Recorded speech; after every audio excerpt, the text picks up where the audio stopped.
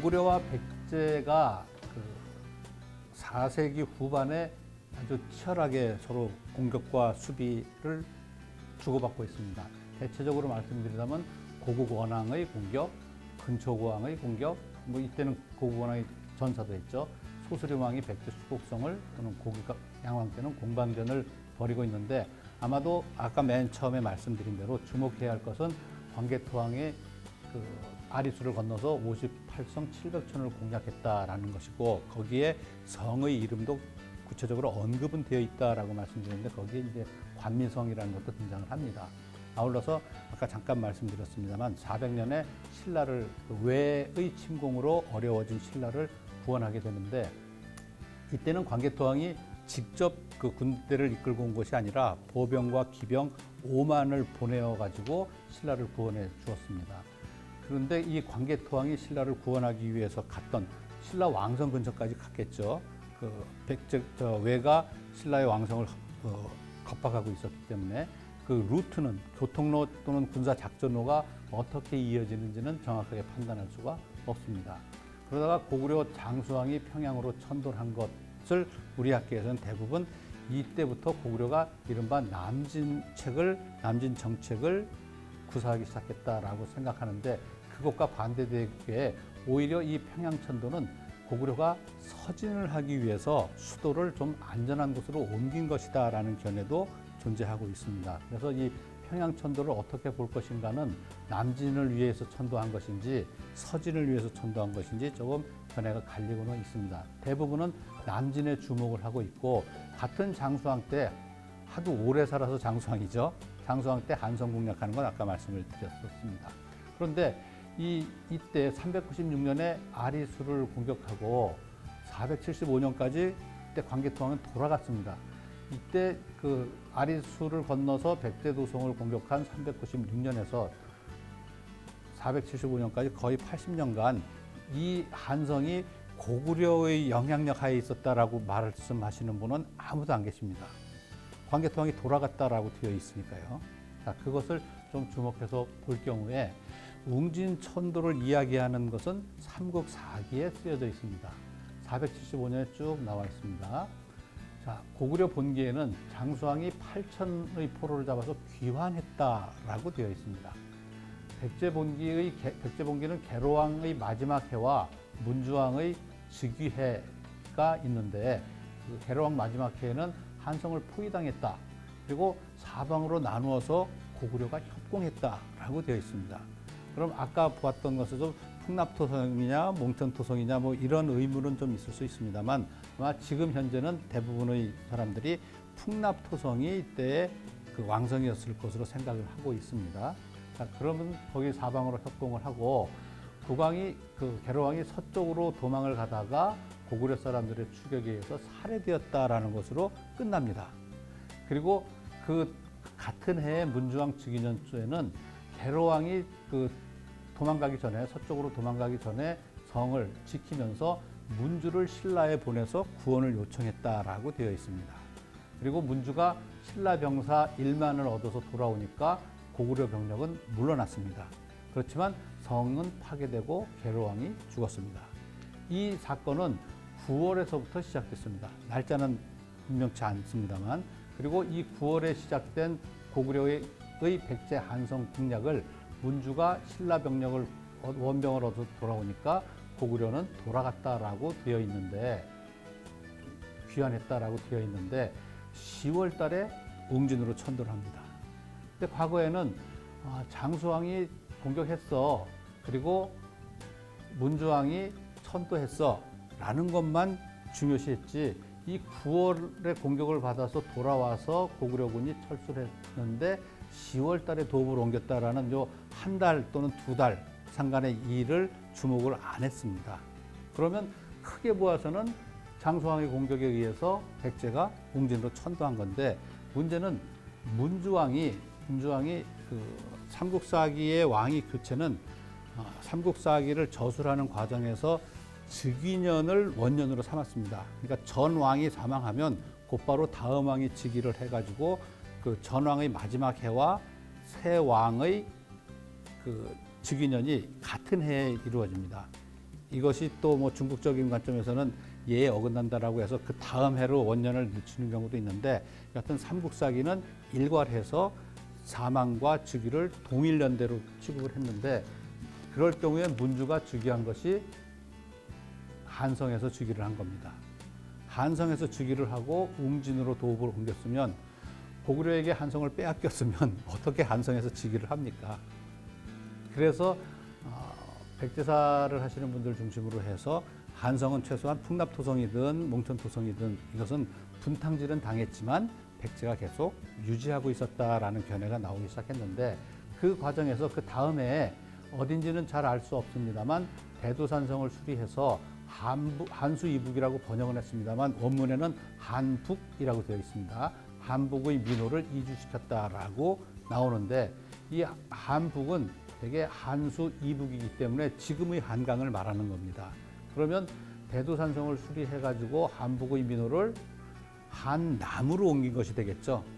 북쪽에 있는 민호를 옮겼다라는 것은 이 대도산성이 한강의 남쪽에 있었기 때문에 가능했을 것이고, 북쪽의 민호를 옮길 수 있도록 한강 북쪽의 민호까지 백제가 옮길 수 있다는 것은 일방적으로 고구려가 다 장악한 것은 아니다라는 논리도 성립이 됩니다.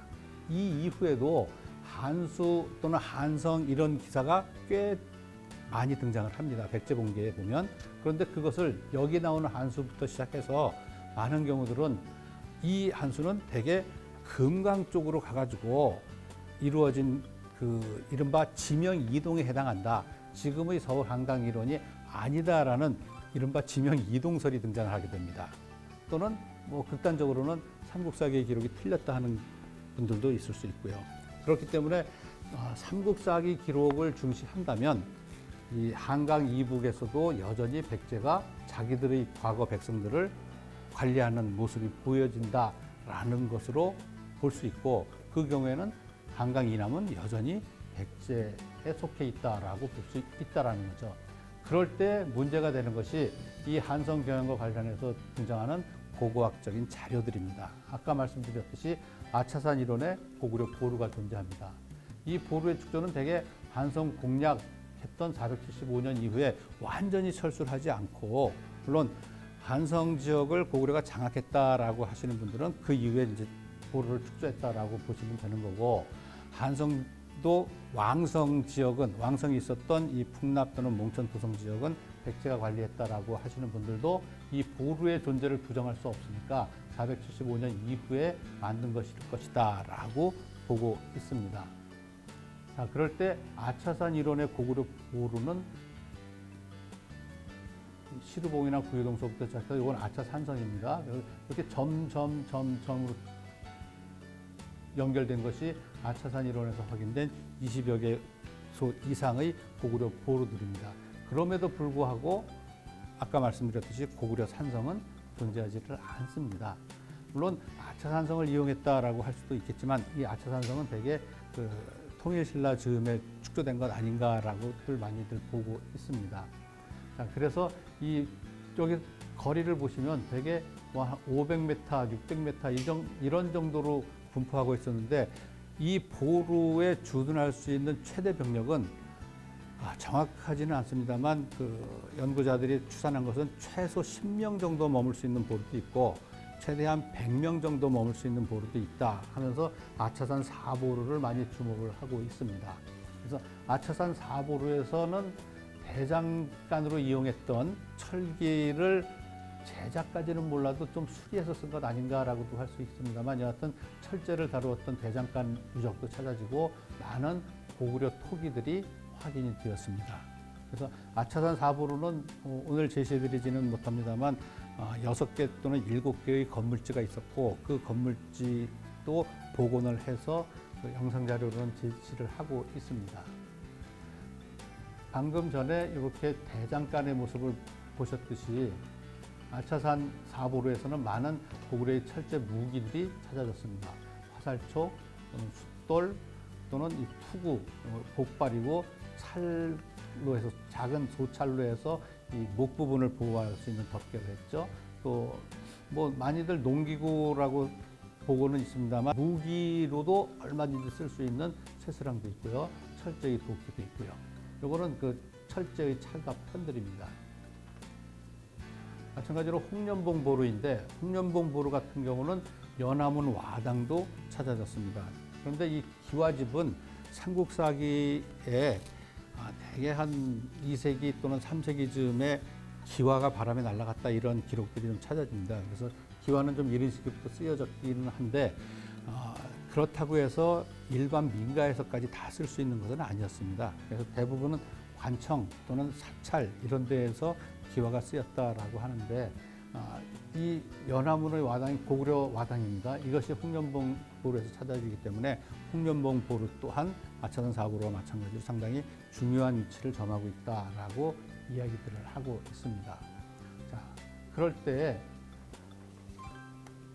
또 그 몽천토성이나 풍납토성에서도 고구려 토기들이 조금 찾아집니다. 풍납토성은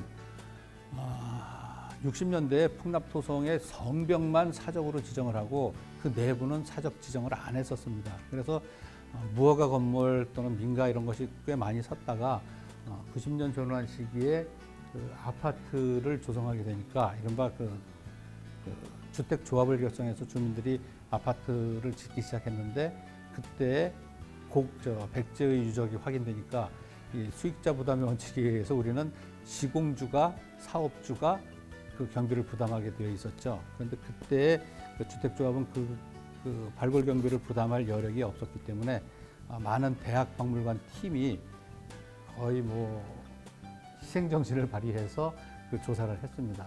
그래서 풍납토성에서는 상당히 많은 백제의 그 유적지가 확인되었는데 고구려 토기는 아주 극소량이 나왔습니다. 만약에 고구려가 이 지역을 장악했으면 상당히 많은 양이 나와야 됨에도 불구하고 극소량이 나왔고 이 고구려 토기가 나온 반면에 가야 토기도 나왔었기 때문에 그럼 가야가 여기를 점령했나? 그건 아니겠죠 아마도. 그래서 풍납토성에서 나온 고구려 토기는 고구려의 이 한성 유역 또는 한강 유역에 대한 장악과는 직접적으로 연결하기는 좀 어렵지 않나 생각을 합니다.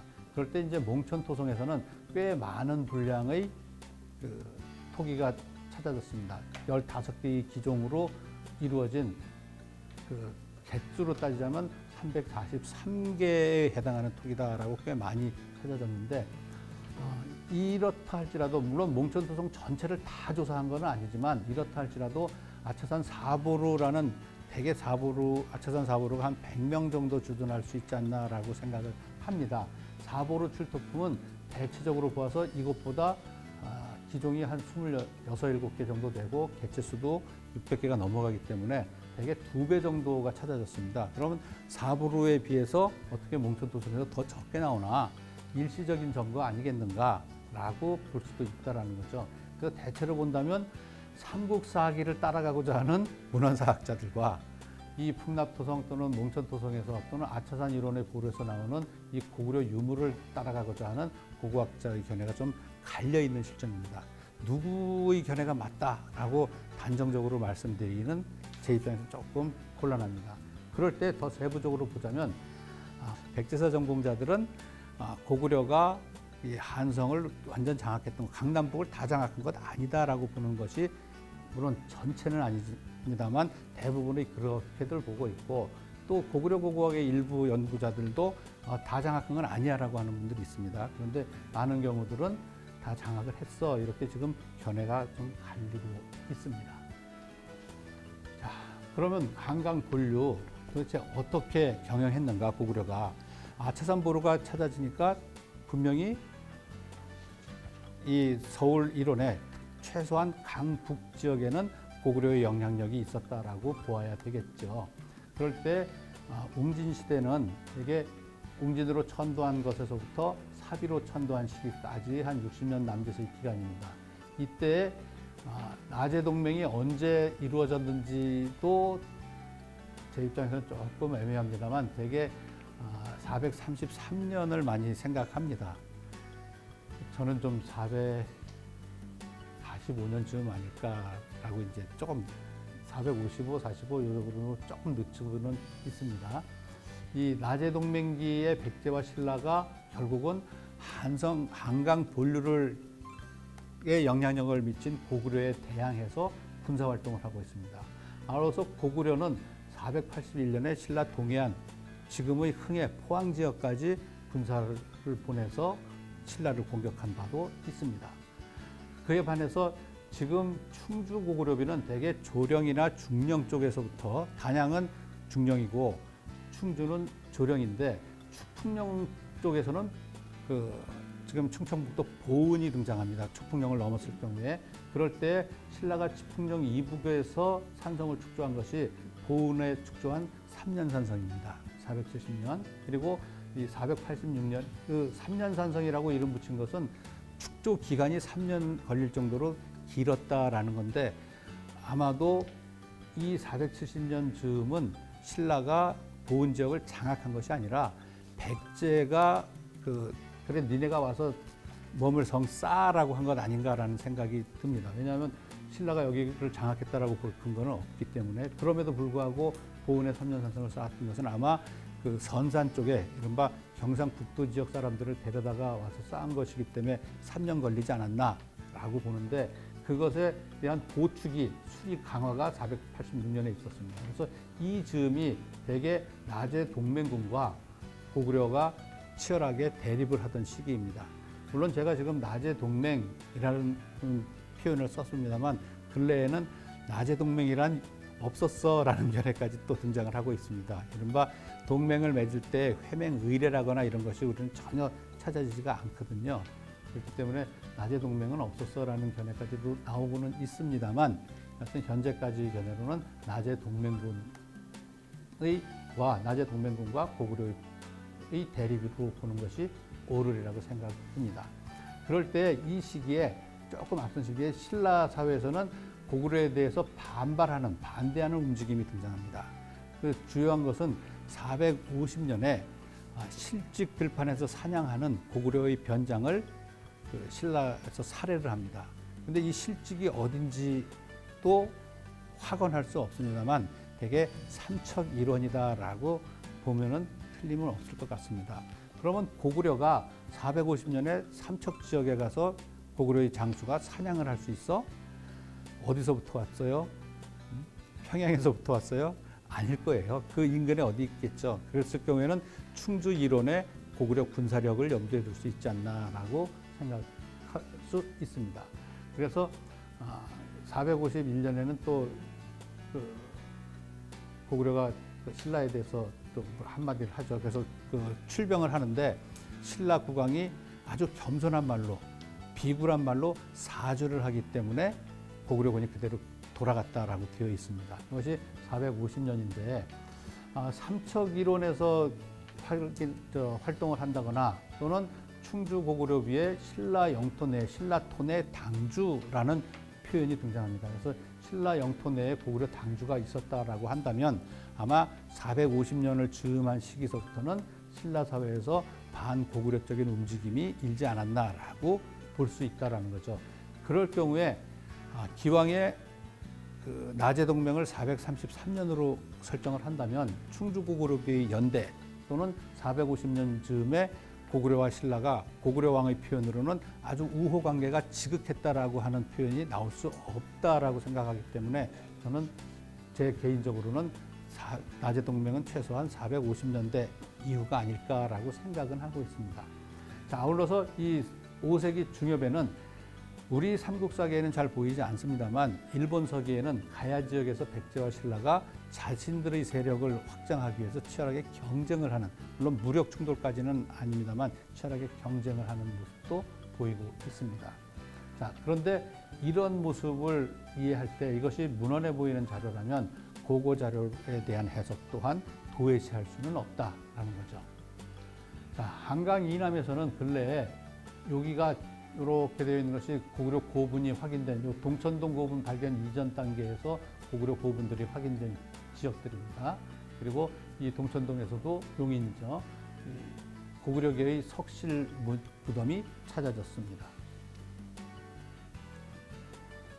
용인 신갈, 성남, 창곡동 이런 곳에서도 확인이 되었습니다. 그러면 고구려 무덤이 분명히 경기 일원에 존재하고 있는 것은 틀림없습니다. 이것을 어떻게 이러한 고고 자료를 어떻게 보아야 할 것인가가 문제인데 고고학 자료를 중시하시는 분들은 자 고구려 꽤 나오잖아. 그러니까 여기는 고구려군이 와서 장악을 했어라고 이해를 하고 있고 또 그렇지 않다라고 보시는 분들은 그래 고구려가 왔었어. 그런데 장악한 게 아니라 그냥 싸우다 갔어라고 할 수도 있습니다. 왜냐하면 지금 말씀드린 용인 또는 성남 이런 곳에서 경기 일원에서 확인된 고구려 고분이 이상하게도 다 하천변에 존재를 합니다. 그러니까 강가에 존재를 하고 있습니다.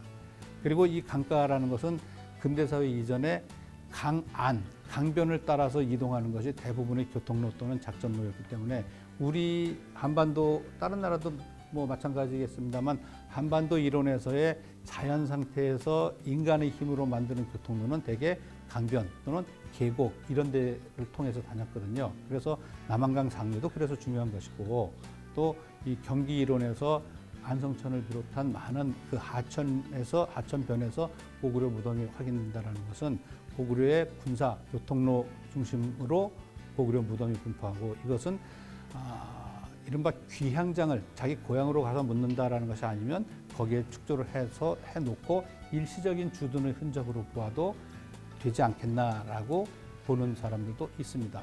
왜 그러냐면 삼국사기 지리지에는 삼국의 영역이 개 이빨처럼 들쭉날쭉했다라고 되어 있습니다. 그러니까 지금처럼 쭉 밀고 들어가서 이른바 선으로 면으로 쭉 밀고 들어가는 것이 아니라 점점이 위치를 했기 때문에 고구려 유적이 찾아진다 해서 거기까지가 다 고구려 세력이었어라고 보기에는 좀 어렵다라는 거죠. 자, 그럼 웅진시대 고구려와 백제의 관계는 어떠한가를 쭉 475년서부터 538년까지 백제와 고구려와의 관계를 삼국사기에서 찾아보았습니다. 여기에 제시해드린 사료에 대한 구체적인 그 서술 또는 내용은 한성백제박물관에서 수강생 여러분에게 제공해드리는 제 그 강연 요지 자료집에서 참고하시면 되리라고 생각이 듭니다. 단지 하나, 요 548년에 고구려가 공격을 해오니까 백제가 신라의 구원을 요청해서 신라가 구원병을 보냅니다. 그래서 그것을 흔히 독산성 전투라고 이야기를 하고 있습니다. 나제 동맹이 5세기 후반에서 6세기 전반까지 거의 100년 또는 80년을 유지했다라고 했을 때 5세기 후반에는 그 5차례의 공동 방어가 있었습니다. 그리고 6세기 전반에는 딱 요거 한 번 있습니다. 그러니까 500년 정도를 기점으로 해서 500년 이전에는 나제 동맹군이 고구려의 공격에 대한 그 방어를 많이 하다가 6세기로 들어가면 500년이 넘어가면 백제가 공격을 당해도 신라가 잘 도와주는 모습이 찾아지지 않습니다. 그래서 일부 연구자들은 이 6세기 들어서 그러니까 500년 이후에는 신라가 자기 나름대로의 내실화를 기한 것 아닌가라고 생각되는데 전체적인 성격이 나제 동맹을 방어 동맹이라고 한다라고 했을 때 6세기 들어서는 유일한 방어 동맹이 이것입니다. 그런데 이 독산성 또한 위치를 정확하게 알 수는 없습니다만 아마 한수 이북이라는 점을 염두에 둔다면 지금 한강 본류를 남북으로 놓고 고구려와 백제가 쟁패를 할 때 신라가 이 한강 유역에 와서 처음으로 한강을 쳐다보면서 수비를 한 것 아닌가. 즉 삼국 간의 전쟁에서 신라의 입장에서는 이 한강 본류 지역을 처음으로 밟아보는 입장이라고 보이기 때문에 아마 이 지역에 대한 신라의 관심도 여기서부터 시작되지 않았나라고 여겨집니다. 그 다음 이 551년은 신라가 고구려의 10군을 공치했다라고 되어 있고 백제는 한강 유역의 6군을 수복했다라고 되어 있는데 이 백제의 이야기는 삼국사기 거칠부 열전에 등장을 합니다. 물론 10군, 6군 했을 때 지리적으로, 면적으로 누가 더 넓은지는 따지기는 좀 어렵습니다만 이 군이라는 표현은 성으로도 대체가 됩니다.